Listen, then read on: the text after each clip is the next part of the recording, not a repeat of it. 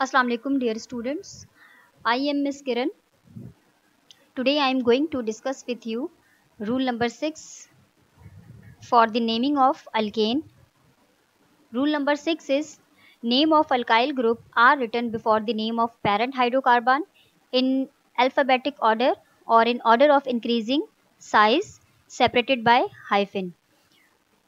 जैसे कि आपके पास नीचे जो एग्जांपल दी हुई है उसे हम लोग फॉलो करें कि ग्रुप जो आपके पास रूल है, रूल में कहा जा रहा है कि पहले आप लोग नेम सजेस्ट करेंगे या पहले आप लोग नेमिंग देंगे सब्स्टिट्यूएंट को जो कि आपकी मेन और प्रिंसिपल चेन के साथ अटैच है। देन जो है वो आप मेन चेन को नाम देंगे, आइदर वो प्रोपेन है, हेक्सेन है, हेप्टेन है, व्हाटएवर जो भी है।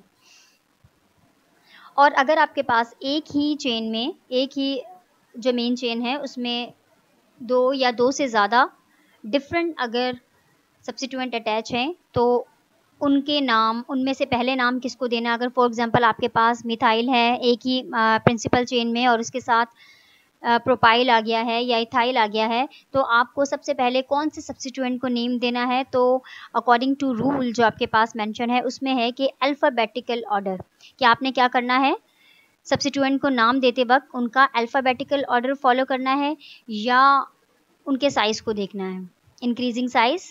और जब आप, अगर फॉर एग्जांपल आपके पास मिथाइल भी है और इथाइल भी है और अगर अल्फ़ाबेटिक ऑर्डर और साइज़ की बिहाफ पे आप इथाइल को नाम पहले दे रहे हैं, तो इथाइल को जब आप नाम दे देंगे उसके बाद जब आप मिथाइल सब्स्टिट्यूएंट को नेम देंगे तो दोनों के बीच में आप लोग हाइफिन लगाएंगे। जो नॉमेनक्लेचर होता है या जो नेमिंग देने का प्रोसेस है उसमें कॉमा कहाँ लगता है, हाइफिन कहाँ लगता है, कहाँ पे आपको गैप देना होता है, ये बहुत चीज़ें नेसेसरी होती हैं।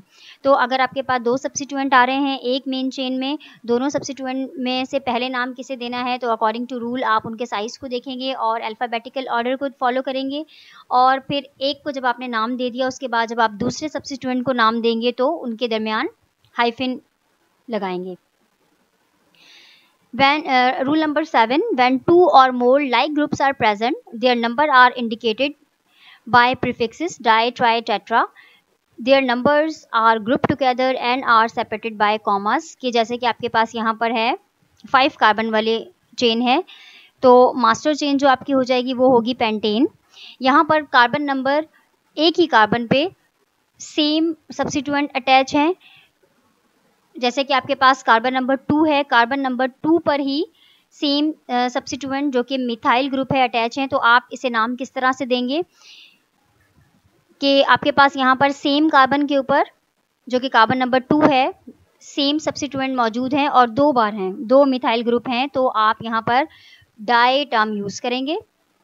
पहले आपने शो करना है कि जो आपके पास सब्स्टिट्यूएंट है मिथाइल वो कौन से कार्बन पे हैं, कार्बन नंबर 2 पर है। इसके ये जो आपके पास एग्जांपल है इस केस में कार्बन नंबर 2 पर आपके पास दो मिथाइल ग्रुप प्रेजेंट हैं, तो आप कार्बन नंबर 2 का जो नंबर है 2 उसे दो बार लिखेंगे और उन्हें सेपरेट करेंगे बाय यूजिंग कॉमास। और उसके बाद आप लिखेंगे कि आपके पास टोटल नंबर ऑफ सब्स्टिट्यूएंट कितने हैं। अगर 2 हैं तो आप डाई लिखेंगे, अगर 3 हैं तो आप लोग ट्राई लिखेंगे, अगर 4 मिथाइल ग्रुप हैं तो आप लोग टेट्रा लिखेंगे। तो ये रूल्स होते हैं कि कहाँ पे कॉमा यूज़ करना है और कहाँ पे हाइफिन यूज़ करना है।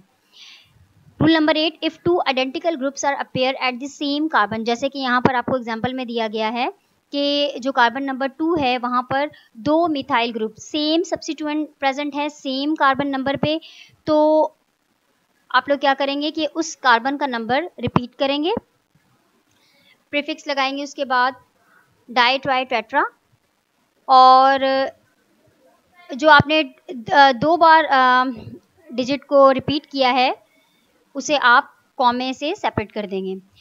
Rule number 9, the longest chain of the substituent is numbered starting with the carbon attached directly to the main chain. Parenthesis are used to separate the numbering of the substituent and the main chain. ये आपके पास last rule है।